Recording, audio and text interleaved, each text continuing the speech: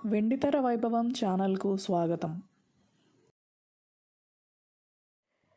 Shri productions వారి శాంతినివాసం చక్కని కుటుంబ కథా చిత్రం.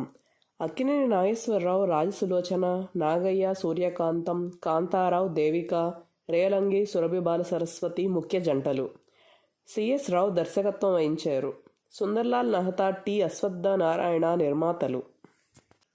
తమిళంలో విజయవంతమైన ఒక నాటకాన్ని నటుడు పద్మనాభం వీక్షించారు. వెంటనే హక్కులు కొనుగోలు చేశారు. రచయిత పాలగుమ్మి పద్మరాజు చేత తెలుగులోకి అనువదింపజేశారు. శాంతినివాసం పేరుతో తమ రేఖ అండ్ మురళీ బ్యానర్పై రాష్ట్ర వ్యాప్తంగా పలు ప్రదర్శనలు ఇచ్చారు. ఈ నాటకంలో పద్మనాభం, మీనాకుమారి ముఖ్య నటీనటులు. సుందర్లాల్ నహతా ఈ నాటకాన్ని తిలకించారు. ఈ సినిమాకు కావలసిన అన్ని హంగులు కలవని భావించి పద్మనాభం నుండి హక్కులు తీసుకున్నారు. సముద్రాల జూనియర్ ఈ కథను విస్తరించారు. అదనపు పాత్రలను జోడించారు. ఒక చక్కని కుటుంబ కథగా తీర్చిదిద్దారు. శాంతినివాసం పేరుతోనే సినిమాగా మలచాలని నిర్మాతలు సుందర్లాల్ నహతా, టి అశ్వత్థ నారాయణ సంకల్పించారు. సిఎస్ రావును దర్శకునిగా ఎంచుకున్నారు. ఒకే షెడ్యూల్లో పూర్తి చేయాలన్న నిర్మాతల సంకల్పాన్ని దర్శకుడు సిఎస్ రావు విజయవంతంగా నెరవేర్చారు. 2 పాటలను మాత్రం విడిగా మైసూర్లో చిత్రీకరించారు. ప్రణాళికాబద్ధంగా పనిచేసి సత్ఫలితాల సాధనలో సిఎస్ రావు నేర్పరి. అప్పటి వరకు సినిమాల నిర్మాణానికి ఎక్కువ సమయం తీసుకునేవారు.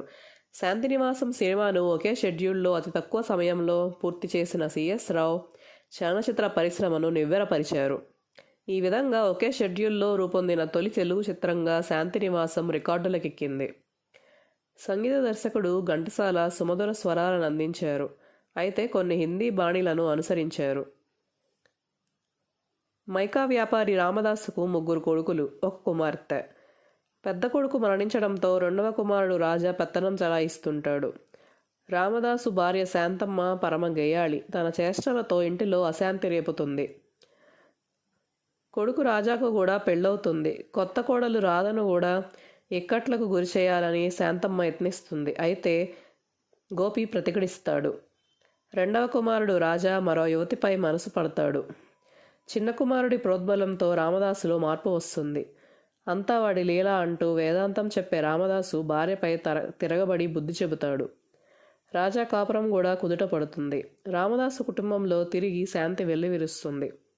ఇది శాంతినివాసం కథాంశం. ఈ సినిమా పలు కేంద్రాల్లో 100 రోజులు ఆడింది. అత్యధికంగా 160 రోజులు ఆడడం విశేషం.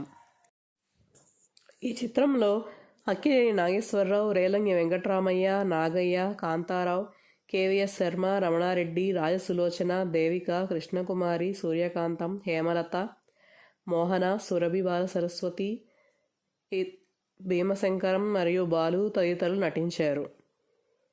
మాటలు పాటలు సముద్రాల జూనియర్. ఛాయాగ్రహణ దర్శకత్వం కమల్ ఘోష్. Sound recording Raman. సంగీతం ఘంటసాల. నృత్యాలు పసుమర్తి కృష్ణమూర్తి. మేకప్ పీతాంబరం మరియు భద్రయ్య. కళ అన్నామలై. దుస్తులు విఎస్ గాంధీ. కూర్పు శంకర్ మరియు Harirao. Production manager PV Gopalakrishna. సహకార దర్శకుడు సిఆర్ మాధవరెడ్డి. అసోసియేట్ దర్శకుడు ఎం మల్లికార్జునరావు. నేపథ్య గానం ఘంటసాల వెంకటేశ్వరరావు, పిబి శ్రీనివాస్, పి లీలా, జిక్కి, పిఠాపురం నాగేశ్వరరావు, స్వర్ణలత, పి సుశీల. నిర్మాణ సంస్థ శ్రీ ప్రొడక్షన్స్. నిర్మాతలు సుందర్లాల్ నహతా, టి అశ్వత్థ నారాయణ. చిత్రానువాదం దర్శకత్వం సిఎస్ రావు. విడుదల రాజశ్రీ ఫిలిమ్స్. శాంతినివాసం 1960 సంక్రాంతి కానుకగా జనవరి 14న విడుదలైంది. అక్కినేని మరో చిత్రం నమ్మిన బంటు అదే నెల 7న రిలీజ్ అయింది. ఎన్టీ రామారావు నటించిన శ్రీ వెంకటేశ్వర మాత్యం కూడా సంక్రాంతి పర్వదినం సందర్భంగా జనవరి 9న ప్రేక్షకుల ముందుకొచ్చింది. ఈ 3 సినిమాలు విజయం సాధించడం విశేషం.